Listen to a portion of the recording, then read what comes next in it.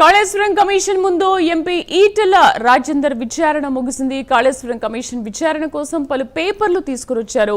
కాళేశ్వరం ప్రాజెక్టులో జరిగిన అవకతవకలపై కమిషన్ ప్రశ్నించినట్లుగా తెలుస్తోంది. బీఆర్ఎస్ ప్రభుత్వంలో ఆర్థిక మంత్రిగా ఈటెల రాజేందర్ పనిచేశారు. పూర్తి సమాచారాన్ని మా కరెస్పాండెంట్ ప్రవీణ్ లైవ్ లో అందిస్తారు. ప్రవీణ్, గంట పాటు జరిగిన విచారణలో అసలు ఎటువంటి ప్రశ్నలు సంధించారు, ఏమేమి అడిగారట? శ్రీదేవి అయితే ఈటెల రాజేందర్ సుమారుగా గంట పాటుగా అయితే విచారణ అధికారులు విచారించారు. మరి కాసేపట్లో ఈ యొక్క విచారణ కమిషన్ ముందు నుంచి అయితే బయలుదేరడానికి ఈటల సిద్ధమయ్యారని తెలుస్తుంది.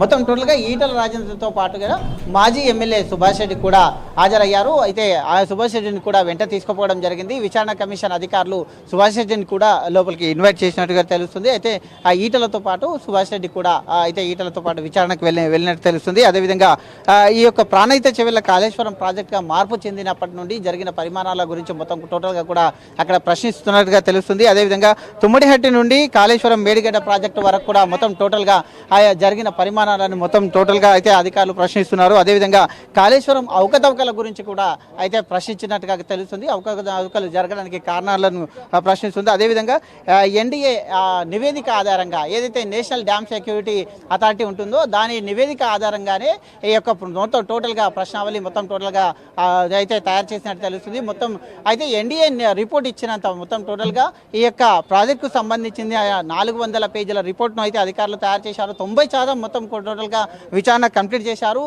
ఎన్డీఏ ఈ యొక్క ఎన్డీఏ ఏదైతే ఇది ఒక విచారణకు సంబంధించిన పూర్తి నివేదిక రావాలి కాబట్టి ఈరోజు విచారణకు 11:30 హాజరవుతారు అని తెలిసిన క్రమంలో 11:20 ముందుగానే 10 నిమిషాల ముందుగానే ఈటల అయితే విచారణ కమిషన్ ముందుకు హాజరయ్యారు. అదేవిధంగా కాళేశ్వరం రీడిజైన్ జరిగినప్పుడు ఎంత ఖర్చుతో కూడుకున్న ఈ బ్యారేజ్ అయితే డిజైన్ ఎంత చేశారు, ఎంత ఖర్చు కూడుకున్నటువంటి ఈ దానిగా రూపొందించారంటూ కూడా అడగడం జరిగింది. అదేవిధంగా ఈ యొక్క రీడిజైన్ మళ్ళీ దాని యొక్క ఎత్తు పెంచినప్పుడు అయితే క్యాబినెట్ అప్రూవల్ అయితే తీసుకునడం జరిగిందా, క్యాబినెట్లో ఏ విధమైన అప్రూవల్ వచ్చింది అంటూ కూడా ప్రశ్నించడం జరిగింది. అదేవిధంగా దీనికి సంబంధించిన నిధులు ఏ విధంగా తెచ్చారు అంటూ ఎక్కడి నుండి సమకూర్చారంటూ కూడా ప్రశ్నించినట్టుగా తెలుస్తుంది. గతంలో సీఎం చెప్పడంతోనే ఈ పని చేశారా, లేదంటే ఆర్థిక పరమైన అంశాలు ఏవైనా మీరు ఆలోచించారా అంటూ కూడా ప్రశ్నించడం జరిగింది. అదేవిధంగా ఆర్థిక పరమైన అంశాలను పరిశీలించిన పిమ్మట మొత్తం టోటల్గా 80,000 కోట్ల సుమారుగా ఈ యొక్క చూసుకుంటే 80,000 కోట్లు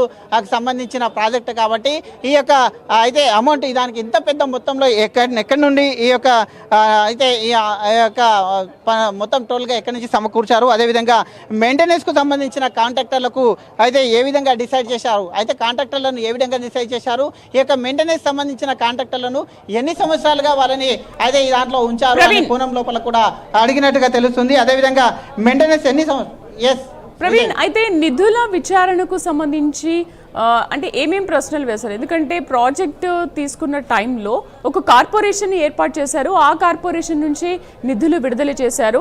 అప్పుడు ఆర్థిక మంత్రిగా ఉన్న ఈటెలకు అసలు ఏమీ సంబంధం లేదు.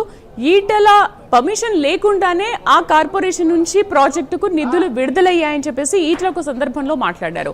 సో నిధులకు సంబంధించి ఈ విషయాన్ని ఏమైనా వెల్లడించారా?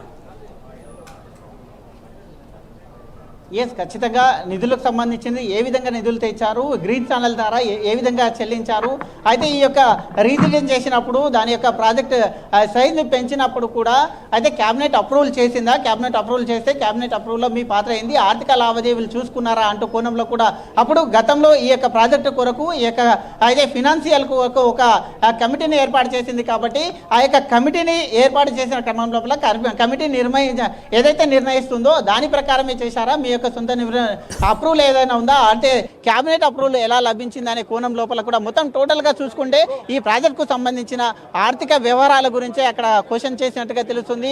ఈ నిధులు ఎక్కడి నుంచి సమకూర్చారు, నిధులు ఎలా సేకరించారు, నిధులు ఎలా అయితే కాంట్రాక్టర్లకు అయితే నిధులు కూడా ఇవ్వడం జరిగింది కాబట్టి ఇంత తొందరగా నిధులు కాంట్రాక్టర్లకు ఇవ్వడం పైన మొత్తం టోటల్గా ఈ సంబంధించిన ఈ యొక్క ప్రశ్నలు కాళేశ్వరంకి సంబంధించిన అవకతవకలు అయితే ఫినాన్స్ మినిస్టర్గా ఉన్న కారణంగా పాటుగా ఈ యొక్క ఆర్థిక లావాదేవీల గురించి మొత్తం టోటల్గా కూడా అడిగినట్టుగా తెలుస్తుంది. మొత్తం గంట పాటుగా సాగినటువంటి విచారణలో ఆర్థిక లావాదేవీల గురించి అడిగినట్టుగా తెలుస్తుంది. కాబట్టి అయితే ఇంతకు ముందే అధికారులు కూడా ఇచ్చిన సమాచారంతో ఈరోజు ఈటల ఇచ్చిన సమాచారం తోని మొత్తం టోటల్గా 9వ తేదీన హరీష్ రావు కూడా హాజరు కాబోతున్న నేపథ్యంలో హరీష్ రావుకు కూడా ఆ విచారణ కమిటీకి ముందు హాజరు కావాలి. కాబట్టి ఈ యొక్క టోటల్గా చూసుకుంటే ఈ రోజు ఇచ్చిన కీలకమైన సమాచారాన్ని కూడా సేకరించారు. కాబట్టి హరీష్ రావుతో కూడా అయితే 9వ తారీఖు హరీష్ రావు కూడా హాజరు కావాల్సిన అవసరం కూడా ఉంటుంది. శ్రీదేవి, ఈటెల విచారణ ఈ రోజుతో ముగిసిందా? మళ్ళీ కూడా నోటీసులు ఇచ్చే అవకాశాలు ఏమైనా ఉన్నాయా?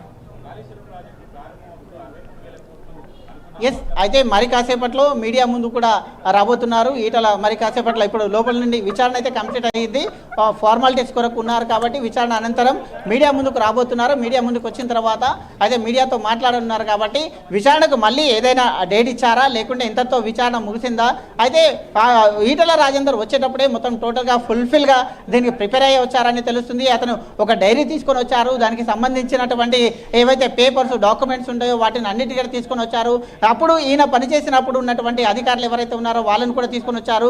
గతంలో మాజీ ఎమ్మెల్యేలుగా ఉన్నటువంటి వాళ్ళని కూడా విచారణ తీసుకొని వచ్చారు. కాబట్టి ఆయనతో పాటు ఒక ఎమ్మెల్యేలని లోపలికి పంపించారు. కాబట్టి సుభాష్ రెడ్డి మాత్రం లోపలికి వెళ్ళారు. విచారణ అయితే సుభాష్ రెడ్డి వీళ్ళు కూడా దాంట్లో అయితే భాగం ఉన్నందున వాళ్ళని కూడా తీసుకొని వెళ్ళడం. కాబట్టి ఆర్థిక సంబంధమైన విషయాలలో మొత్తం టోటల్గా కూడా అన్ని ఏర్పాటుతోనే విచారణకు హాజరయ్యారు. కాబట్టి మొత్తం టోటల్గా విచారణకు సిద్ధంగా అయితే ఈటల వచ్చారని తెలుస్తుంది. Sridevi. Right Praveen, thank you.